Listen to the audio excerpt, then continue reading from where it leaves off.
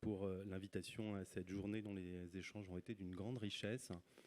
Alors, quand on est psychiatre et contrôleur au contrôle général des lieux de privation de liberté, comment est-ce qu'on rédigerait sa DAIP? Simplement, je pense qu'on écrirait « pas de fermeture », point d'interrogation. Donc du coup, le psychiatre invité à cette journée qui doit la fermer, c'est pas simple. Surtout qu'il doit le faire très brièvement.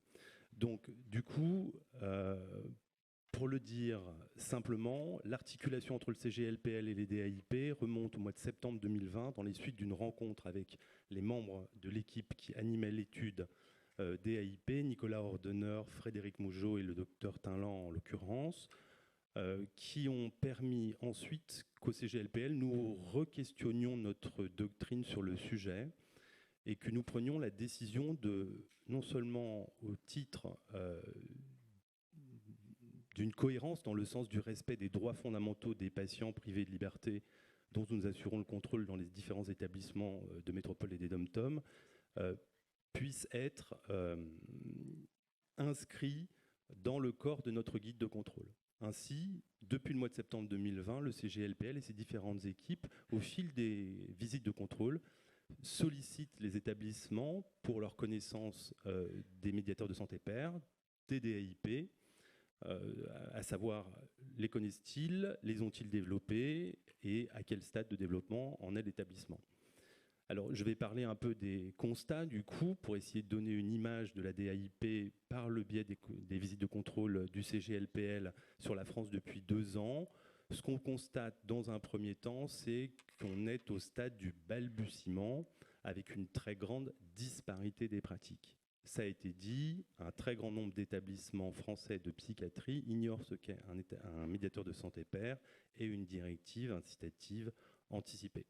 Dans ce cadre-là, nous inscrivons dans les rapports que nous faisons une recommandation qui préconise donc le développement des directives anticipées et l'intervention dans les établissements des médiateurs de santé pair. Lorsque ce développement est balbutiant, nous encourageons la généralisation de ces 2 outils de santé au sein du fonctionnement de l'établissement. Très rarement, nous avons observé, l'exemple de M. Franck a pu l'illustrer, un fonctionnement qui était connu de tous et opérant sur le territoire de santé. Dans ce cadre, la question c'est, au-delà du constat, qu'est-ce qu'on peut faire et mettre en place pour que la chose s'améliore? De notre point de vue, une certaine séquence est indiquée pour l'amélioration de l'utilisation de ces outils de santé. Premièrement, c'est sa diffusion. Aujourd'hui, on est au stade où la diffusion est quasiment inexistante, bien qu'ici tout le monde soit informé du sujet. Ça n'est pas le cas sur l'ensemble du territoire. Donc une nécessité de diffusion s'impose sur le sujet.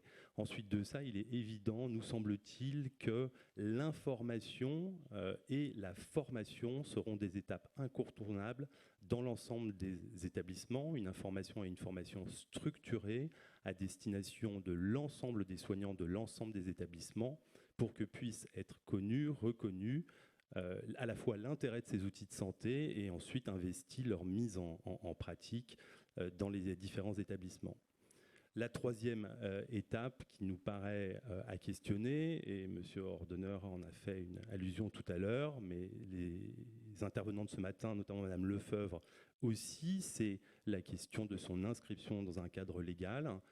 Effectivement, pour qu'un outil de ce type puisse s'adosser à quelque chose qui lui donne, au-delà de sa légitimité d'outil, une légalité d'un cadre légal, le questionnement va se faire autour de sa définition.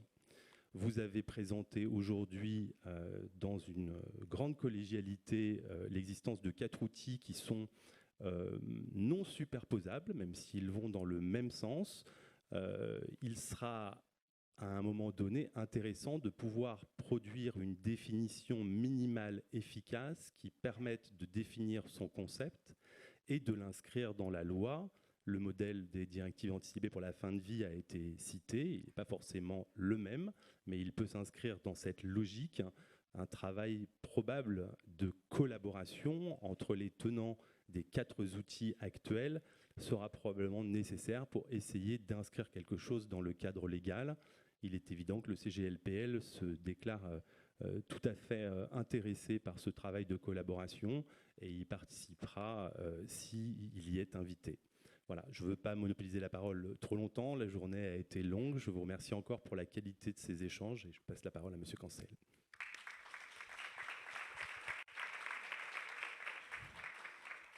Merci beaucoup Julien, il me revient donc, je n'ai plus que quelques minutes pour conclure. Des choses qui me paraissent déjà essentielles à dire, c'est de remercier vraiment la délégation à la santé mentale du ministère, en la personne de Franck Bellivier qui est derrière sa webcam toute la matinée, en la présence aussi de Monsieur Risselin qui a participé à écouter nos débats toute la journée, alors qu'il n'interviendra pas parce que nous avons eu la chance d'avoir le ministre ce matin qui, en effet, a beaucoup écouté M. Risselin et a bien entendu tous les enjeux importants de cette journée et a pu justement les restituer. Donc en tout cas, une grande gratitude va envers la délégation parce que sans eux, cette journée, et sans leur soutien, cette journée n'aurait pas été possible. Et en plus, évidemment, de l'énergie, de la créativité qui a été déployée par tous les organisateurs et les bénévoles.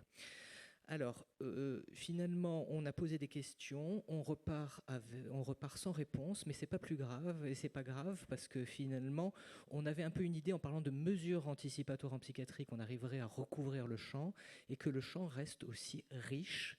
Et on ne l'a absolument pas stérilisé au cours de cette journée, voire même qu'il faut retenir qu'il ne s'agit pas d'outils, il s'agit de démarches. Et c'est une démarche, je dirais, d'empowerment pour les usagers dans les deux sens du terme, c'est-à-dire au sens politique, dans la reconnaissance des droits, mais aussi dans la reprise d'un pouvoir et l'encouragement à un pouvoir d'agir. Et je dirais, et là, nous soignants, c'est de ce côté-là, dans ce soutien à l'empowerment, qu'on est dans une approche rétablissement. Et peut-être que je nuancerai un petit peu ce que disait Nicolas Franck tout à l'heure, c'est-à-dire qu'en effet, si on est sur les directives anticipées qui s'imposeraient au moment de l'hospitalisation, bien évidemment, les problèmes d'implantation sont évidents, mais si on raisonne par rapport à l'anticipation de la crise, on est vraiment dans une démarche qui est consubstantielle d'une démarche rétablissement et d'éducation thérapeutique qui, en passant, je vous le signale, est obligatoire depuis 2009, mais n'est pas loin d'être accessible sur tout le territoire. Donc je ne suis pas sûr qu'un cadre législatif suffira à rendre les mesures anticipatoires en psychiatrie obligatoires partout. Mais enfin bon, c'est un autre sujet. Et pour dire que s'intéresser aux besoins, s'intéresser aux ressources et aux ressources de l'entourage, parce que on ne fait pas d'anticipation sans s'intéresser au cadre, au milieu de vie des personnes, et je pense que la santé dans l'environnement, ça parlera aux infirmiers qui sont présents dans la salle. Voilà, c'est-à-dire le sujet dans sa globalité, ses besoins, ses ressources, et puis surtout dans une approche narrative, où il s'agit de s'intéresser aux crises passées, de les restituer, de les restaurer dans une histoire, parce qu'un homme averti en vaut deux, que ce soit l'usager et que ce soit ceux avec lesquels il a rédigé ces mesures anticipatoires.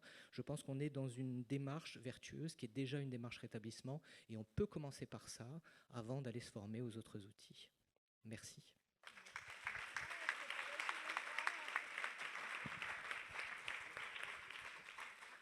Merci beaucoup, parce que grâce à vous, on est à l'heure. Donc, désolée pour les questions qui n'ont pas pu être posées, les réflexions partagées. En tout cas, un immense merci à tout le monde pour votre présence, vos échanges, votre attention, et au plaisir de vous retrouver peut-être une future journée. Merci, au revoir.